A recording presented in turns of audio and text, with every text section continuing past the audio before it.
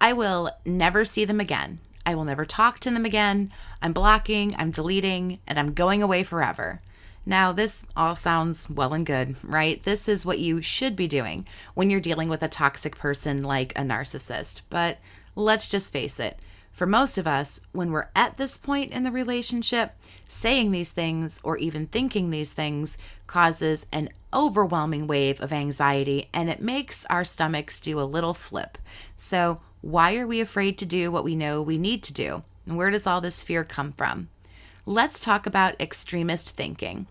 Hi there and welcome back. My name is Jess. If this is your first time here and you want to learn about narcissistic abuse, start now by subscribing and ring the notification bell so you don't miss a video, a post, or a live stream. If you want a private one-on-one session with me, shoot an email to BookAChatWithJess@gmail.com. For more content and extras, join the Survivors Army by clicking join just below the video, or there is a link down in the description for you because not everybody sees the little join button, and that's okay. Extremist thinking is all or nothing, left or right kind of thinking. It's either one way 100% or 100% the other way, and that's it. In most things in life, this is seriously detrimental, and so not thinking in extremes will actually help you long after you're out of this situation with a narcissist. What extremist thinking does in this situation basically is it scares the hell out of you. As soon as you learn about no contact or you decide it's time for you to go, immediately you start telling yourself that everything has to end, everything has to be done right here and right now. But there's an issue with this. You kind of have this thing called addiction to this person, or perhaps to the situation or the drama, or maybe all three of those things. You also kind of have this thing called a trauma bond, which is essentially the addiction, where thinking about leaving causes you even more trauma and serious amounts of pain. What you have to do here to stop this way of thinking is to set small goals for yourself. In the end, they will be blocked and you won't be speaking to them or having anything to do with them, or at least as little as possible. But right now, you're just not there yet. And one of the first and most important things you can do is understand that, accept that, and know that it's going to be okay. Scaring yourself is only going to make you do things like block all communication with the narcissist and then just unblock and run, headfirst right back into everything because you're afraid. The more you do this, the more the narcissist knows that you're not serious about leaving and they know you're hooked.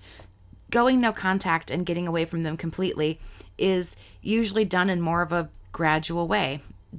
I repeat, don't say things to yourself like, I'm not talking to them ever again. Just start to minimize your contact the best you can. You can even learn how to gray rock if you need to do that. Try to remove always and never statements from your vocabulary. All that does is scare you. Always or never just gets your mind running, and it makes you very, very afraid. And this step in trauma bonding and trying to break all of that is just living one choice at a time, one day at a time.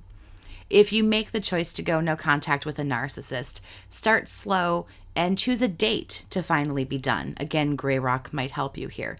Stop answering every text immediately. Let the phone ring, things like that. Just slowly dwindle things down. You always have a choice to make. Each day you wake up and you say, okay, I'm not talking to them today, but maybe I will tomorrow. You can use some of those mind tricks. Yes, you're in a bad relationship, in a bad situation, but scaring yourself half to death is not going to make things any easier. In fact, it's going to make things worse. You're going to scare yourself so bad. There's going to be so much fear, so much anxiety, things like, fear of being alone, that you're just going to block, say, uh-oh, I screwed up, unblock, run back, and probably cling harder to the narcissist, and this will just get worse and harder to leave. Keep educating yourself about narcissism. Continue to seek counseling or stay in counseling, telling your story and doing everything that you can to get healthy. Eventually, you can put your foot down and say, okay, I'm done here and I can move on. But don't be mad at yourself if you can't do things like go no contact right away. If this was an easy thing to deal with when it comes to these folks, none of us would be here. Take care of yourself during these times. Speak with kindness and compassion. But we're going to talk more about that next week, though. But still, you can do it now. For now, though, the most important thing is one decision at a time, one day at a time.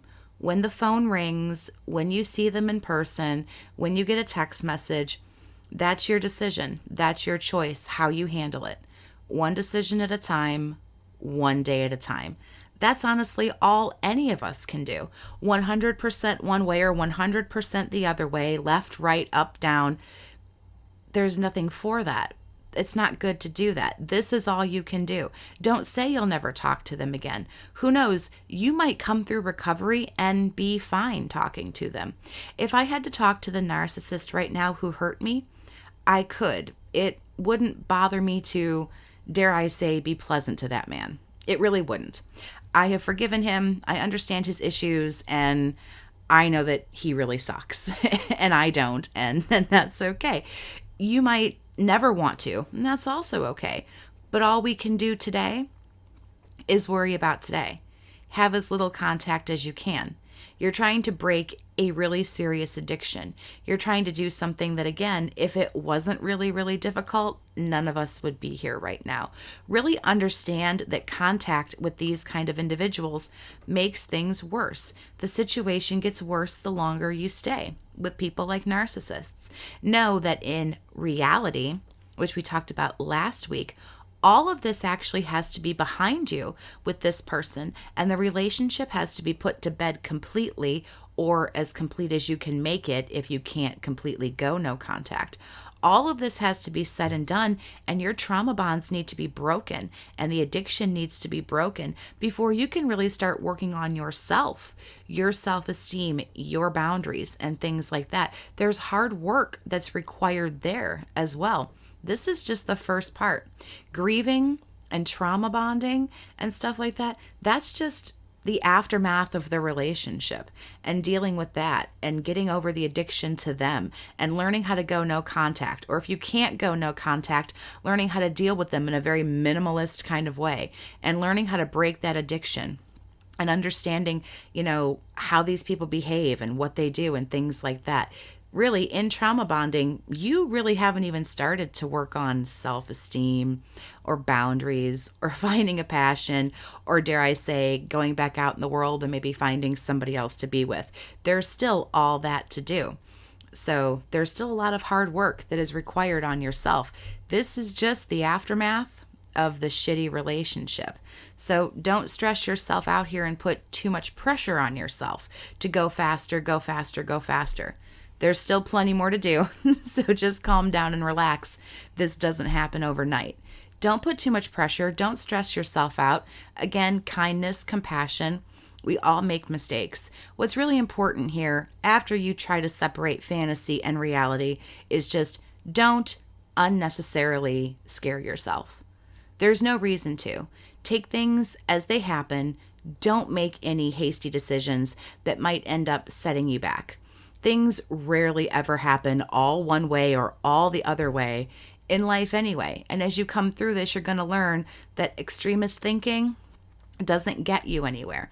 One thing at a time. And there's lots of different shades of gray.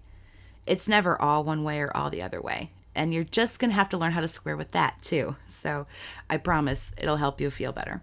Next week, as I said, we are going to talk about your self-care as you try to break your trauma bond, kindness, compassion, how to really speak to yourself and do other things like that. And then we have more in the weeks to come every Monday for quite a few Mondays. So please like, share, and subscribe if you haven't. Have a great day, Survivor, and take care of yourself.